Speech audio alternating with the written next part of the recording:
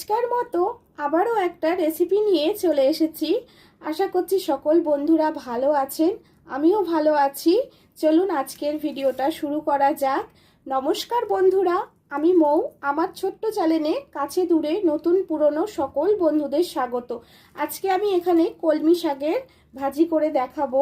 এই রেসিপিটাই আপনাদের সাথে শেয়ার করতে এসেছি। এটা খুব সোজা সরল একটা রেসিপি, আমরা সকলেই পারি। আমি কিভাবে করি সেটাই আমি আপনাদের সাথে শেয়ার করছি। 2 আটি মতন আমি কলমি শাক নিয়েছিলাম, ধুয়ে বেছে কেটে নিয়ে চলে এসেছি। একদম দেখতেই পাচ্ছেন ঝিরিঝিরি কেটে নিয়েছি, এটা ভাজি করতে সুবিধা হবে। আর কলমি শাক কিন্তু খুব ঠান্ডা, খুব উপকারী একটা শাক।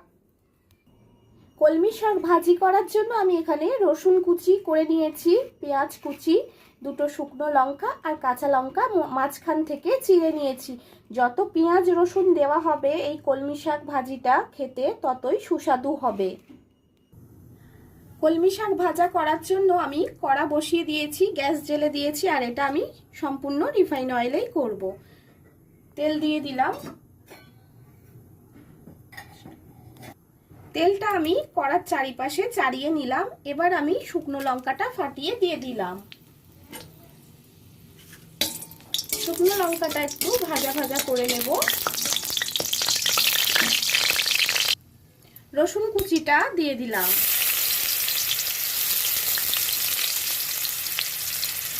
গরম ভাতের সাথে এরকম একটা শাক ভাজা থাকলে আর এইভাবে করলে খুব সুস্বাদুও হয় আর খেতে দারুণ হয়। কাঁচা লঙ্কাটাও দিয়ে দিলাম কথা বলতে বলতে। আর পেঁয়াজ কুচিগুলো আমি দিয়ে দেবো এই তেলের মধ্যে। এবার আমি একটু নেড়ে চেড়ে এগুলো ভেজে নেব। ফুল ভিডিওটা দেখবেন, স্কিপ করে যাবেন না বন্ধুরা। যারা আমার নতুন বন্ধুরা আমার চ্যানেলটা ভিজিট করছেন, ভিডিও ভালো লেগে থাকলে লাইক কমেন্ট চ্যানেলটা সাবস্ক্রাইব করে পাশে থেকে যাবেন সব সময়ের মতো। আর যদি খুব বেশি ভালো লাগে তাহলে ভিডিওটা একটু ফ্রেন্ড সার্কেলে শেয়ার করে দেবেন। এটা একটু ভাজা ভাজা হয়ে যাক, তারপর ফিরে আসছি। পেঁয়াজ রসুন কাঁচা লঙ্কা আমার ভাজা হয়ে গিয়েছে। আমি এবার কেটে রাখা শাকগুলো দিয়ে দিলাম।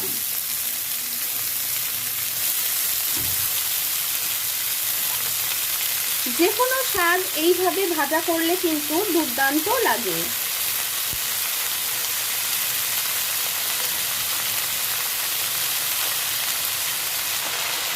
লবণ দিচ্ছি,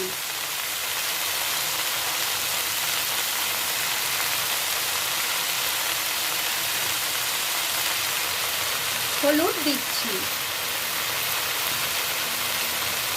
এবার নেড়ে চেড়ে ঢাকা দিয়ে দেব।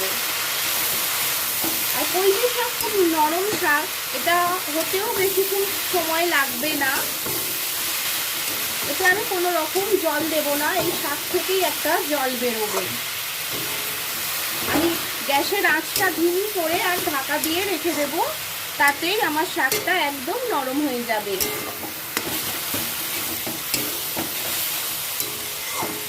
দেখেছেন কতটা ছিল, কতটুকু হয়ে গেল নুন দেওয়ার ফলে। লবণ দেওয়ার জন্য কতটুকু হয়ে গেল শাকটা। এক কড়া দেখতে লাগছিল।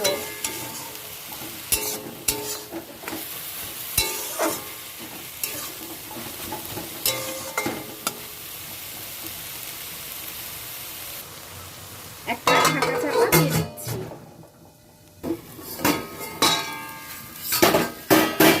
দেখুন কতটা শাক আর কতটুকু হয়ে গেছে।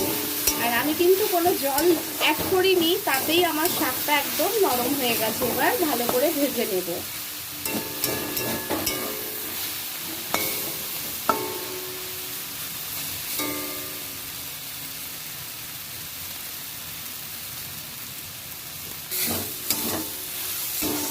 শাকটা আমার ভাজা হয়ে এসছে, এবার আমি একটা প্লেটে তুলে নেব।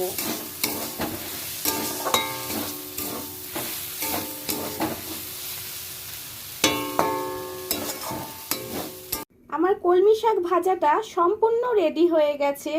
আর এরকম আপনারাও বাড়িতে বানিয়ে ফেলবেন, খুব ভালো লাগে গরম ভাতের সাথে। এতক্ষণ যারা আমার ভিডিও জুড়ে সাথে ছিলেন তাদেরকে অনেক অনেক ভালোবাসা, অসংখ্য ধন্যবাদ। পুরনো বন্ধুরা তো সবসময়ই পাশে আছেন, আমিও আছি সবার সাথে। আর নতুন বন্ধুদের বলছি, যারা আমার ভিডিওটা ভিজিট করছেন তারা অবশ্যই লাইক কমেন্ট করে পাশে থাকবেন, চ্যানেলটা সাবস্ক্রাইব করে সব সময়ের মতন পাশে থাকবেন। খুব বেশি ভালো লাগলে একটা শেয়ার করে দেওয়ার অনুরোধ রইল। আজ তবে এখানেই আমি ভিডিওটা শেষ করছি, বাকি কথা আবার একটা নতুন ভিডিওতে হবে। সবাই ভালো থাকবেন, সুস্থ থাকবেন, টাটা বাই।